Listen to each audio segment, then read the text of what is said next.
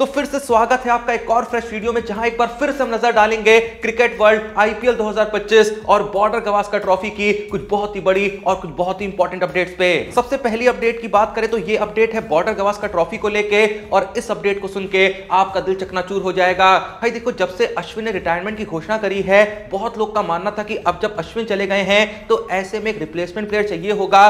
कहीं ऐसा तो नहीं कि Mohammed Shami as a replacement Ashwin की जगह आ जाए और भाई इंडियन टीम में आके ऑस्ट्रेलिया के बैट्समैनों की लंका लगा जाए। लेकिन कल के दिन एक बहुत ही दुखद खबर सामने आती है कि मोहम्मद शामी हमको इस बॉर्डर गवास्कर ट्रॉफी में नहीं दिखेंगे। उनको अब भी क्लियरेंस नहीं मिला है, क्योंकि अब भी उनकी लेफ्ट नी में माइनर स्वेलिंग है, जिसके चलते वो बॉर्डर गवास्कर ट्रॉफी में देखने को नहीं मिलने वाले हैं। भाई कसम से सोच के दुख होता है कि जिस मोहम्मद शामी ने 2023 ओडीआई वर्ल्ड कप में इतनी कमाल की परफॉर्मेंस दी थी, भाई इंजेक्शंस लिए थे ताकि वो वर्ल्ड कप खेल सकें, उसके बाद उन्होंने आईपीएल छोड़ दी बस इसीलिए कि वो कुछ भी करके बॉर्डर गवास्कर ट्रॉफी खेलना चाहते थे। लेकिन जब बॉर्डर गवास्कर ट्रॉफी का वक्त आया, पहले तो उनका टीम में सिलेक्शन नहीं हुआ, लेकिन जहां लोग इस उम्मीद में थे कि क्या पता बीच में कहीं ना कहीं एंट्री हो जाए, चलती हुई सीरीज में ही क्या पता हमको मोहम्मद शामी देखने को मिल जाए, लेकिन बड़े ही दुख के साथ कहना पड़ रहा है कि मोहम्मद शामी हमें इस पूरी ही बॉर्डर गवास्कर ट्रॉफी में नहीं देखने को मिलेंगे।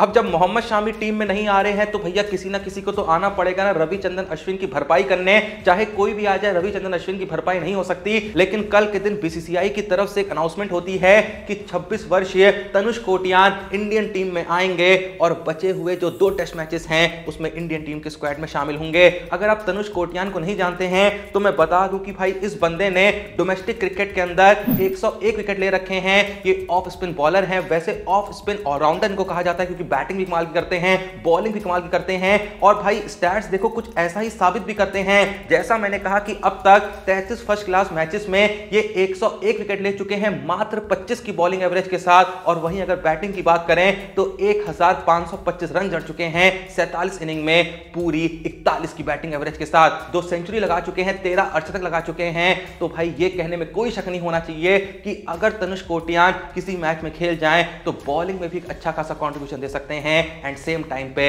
बैटिंग में भी कमाल कर सकते हैं। और आने वाले वक्त में जो काम रविचंद्रन अश्विन एक वक्त पे किया करते थे वो अब ये इंडिया के लिए कर सकते हैं। यहां पे मैं ये भी बताना चाहूंगा कि इसी बॉर्डर गवास्कर ट्रॉफी से जस्ट पहले जो इंडिया ए ने टूर किया था ना ऑस्ट्रेलिया का, वहां भी तनुष कोटियान इंडियन टीम के पार्ट थे। इन्होंने एक मैच खेला था, बैटिंग में 44 रन मारे थे और बॉलिंग में एक विकेट भी अपने नाम करा था। तो बस भाई यही रीजन है कि रविचंद्रन अश्विन के रिप्लेसमेंट के तौर पे तनुष कोटियान को इंडिया के स्क्वाड में शामिल किया गया है। इससे आगे बढ़े तो भाई बॉर्डर गवास्कर ट्रॉफी का चौथा टेस्ट मैच जो एमसीजी के मैदान पे खेला जाना है, फिलहाल इंडियन टीम उसी एमसीजी के मैदान में प्रैक्टिस कर रही है। लेकिन भाई कल के दिन इंडियन टीम अपना डिसअपॉइंटमेंट जाहिर करती है एमसीजी की प्रैक्टिस पिचेस के प्रति। वो कहती है कि हमको जो पिचेस दी गई हैं वो बहुत ही ज्यादा पुरानी हैं, पूरे तरीके से यूज्ड है, यहाँ पे बाउंस बिल्कुल नहीं हो रही है, बिल्कुल भी उस तरीके से बॉल बैट्समैन तक आ ही नहीं रही है जिस तरीके से असल मैच में आएगी। और ऐसा माना जा रहा है कि ये ऑस्ट्रेलिया वालों की एक बहुत ही वाहियात चाल है। आप इस वीडियो में देख सकते हैं कि रोहित शर्मा बैटिंग कर रहे हैं और बॉल जो है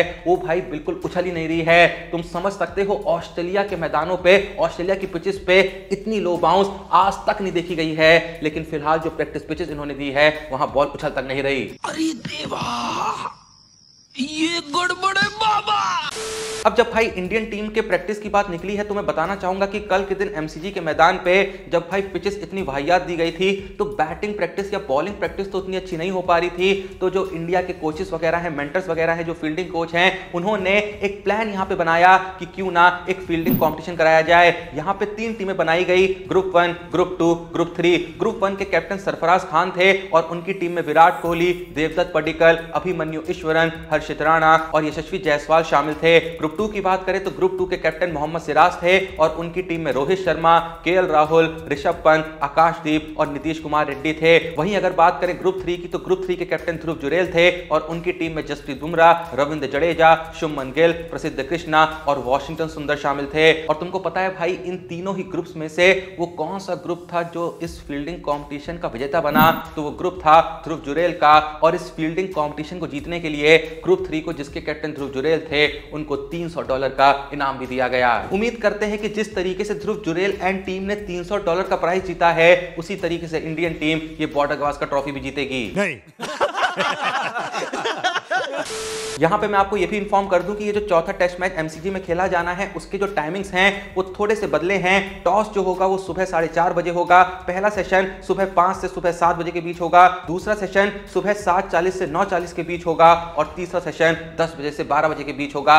यानी 12 बजे टेस्ट मैच की समाप्ति हो जाएगी या फिर कहें उस दिन के खेल की समाप्ति हो जाएगी। अब देखो यार, ये तो तुमको पता ही है कि इस बॉर्डर गावस्कर ट्रॉफी में जिस ऑस्ट्रेलियन प्लेयर ने इंडियन टीम को सबसे ज्यादा परेशान किया है वो वही है जो पिछले काफी टाइम से हमको परेशान कर रहे हैं। हाँ, मैं बात कर रहा हूं ट्रेविस हेड की। लेकिन कल के दिन इंडियन बॉलर आकाशदीप ने कहा कि मेरे को समझ में आ गया है कि ट्रेविस हेड की प्रॉब्लम क्या है। ट्रेविस हेड को शॉर्ट बॉल से बहुत ज्यादा परेशानी होती है, इसलिए हम कोशिश कर रहे हैं कि ट्रेविस हेड को ज्यादा से ज्यादा शॉर्ट बॉल करा सकें ताकि वो सेटल ही ना हो सकें, और हम इंश्योर करेंगे कि ट्रेविस हेड को एक जगह पर ज्यादा बॉलें ना कराई जाए ताकि कुछ भी करके हम ट्रेविस हेड को अगले मैच में ना चलने दें। वैसे देखो आकाशदीप भाई, दिल बहलाने को ख्याल अच्छा है, लेकिन जब इतना ही आपको समझ में आ गया था कि ट्रेविस हेड की दिक्कत क्या है, तो जब तीसरे टेस्ट मैच की पहली इनिंग में हेड भाई साहब ने इतना बड़ा शतक मार दिया था तब ये प्लानिंग क्यों नहीं लगाई। हाँ, आप कहेंगे कि भैया दूसरी इनिंग में तो आउट कर दिया था ना भाई, तब असल में हेड को हमने आउट नहीं किया था। तब तो असल सच ये था कि दूसरी इनिंग में हर ऑस्ट्रेलियन प्लेयर जो है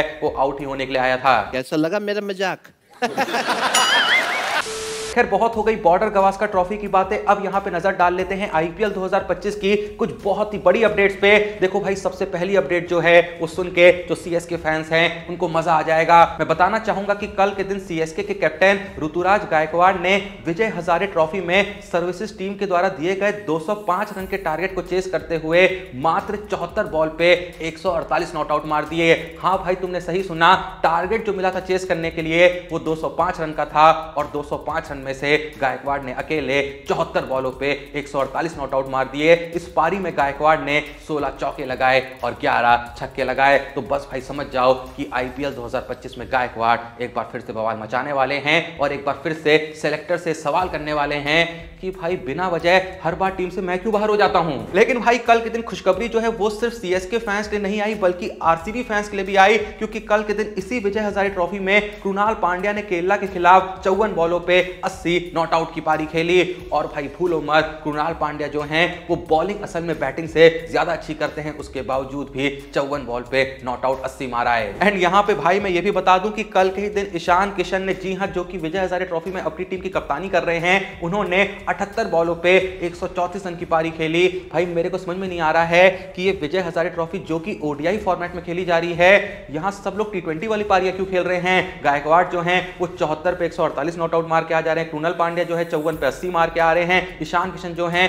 वो 78 पे 134 मार आ रहे हैं। और कुछ दिन पहले अय्यर ने क्या पारी खेली थी, मुझे नहीं लगता दोबारा वो बताने की जरूरत है। वैसे भाई देखो, जहां श्रेयस अय्यर की बात निकल ही आई है तो यार मेरे दिमाग में एक बात आ रही है कि इस समय जो अय्यर है ना वो भाई तीनों फॉर्मेट में फाड़ रहे हैं। अगर तुम ध्यान से सोचो तो अय्यर ने सबसे पहले 2024 में रणजी ट्रॉफी खेली, वहां 90.4 की एवरेज से भाई 452 रन अय्यर जड़ के आए। और स्ट्राइक रेट पता है रणजी में कितने की थी? 88.9 की। हाँ भाई, रणजी ट्रॉफी जो कि टेस्ट फॉर्मेट में खेली जाती है, वहां अय्यर की जो भाई एवरेज थी वो 88.9, लगभग 90 की स्ट्राइक रेट से रन मार के आए हैं। और भाई एवरेज तो जैसा मैंने बताया 90.4 की थी। उसके बाद जब सैयद मुश्ताक अली ट्रॉफी हुई जो कि एक टी20 फॉर्मेट की ट्रॉफी थी, वहां अय्यर 345 रन मार के आए लगभग 49 की एवरेज से, और स्ट्राइक रेट वहां रही थी 188 की। और अब जब भैया विजय हजारे ट्रॉफी खेल रहे हैं, इसमें अब तक वो 158 रन जड़ चुके हैं।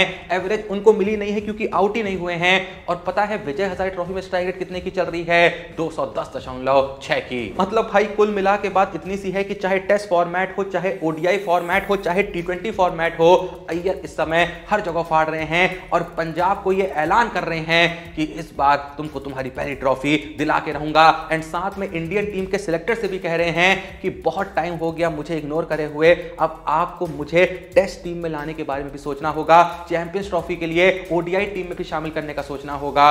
और भाई अगर मैं ऐसा ही खेलता रहा टी20 में, अगर मैंने अपने टी20 फॉर्म को आईपीएल में भी जारी रख लिया, तो आपको शायद मुझे जल्द ही टी20 टीम में भी लाना पड़ेगा। खैर, किस किस को लगता है कि अय्यर हमको टेस्ट में या फिर ओडीआई में जल्द ही देखने को मिल सकते हैं, या फिर आपको लगता है कि उनको लाना चाहिए टेस्ट में या फिर ओडीआई में उनका कमबैक कराना चाहिए? जो भी आपकी ऑनेस्ट राय है कमेंट सेक्शन में जरूर बताइएगा। बाकी वीडियो को लाइक करिएगा, चैनल को सब्सक्राइब करिएगा। मिलते हैं नेक्स्ट वीडियो में, तब तक के लिए जय हिंद, धन्यवाद।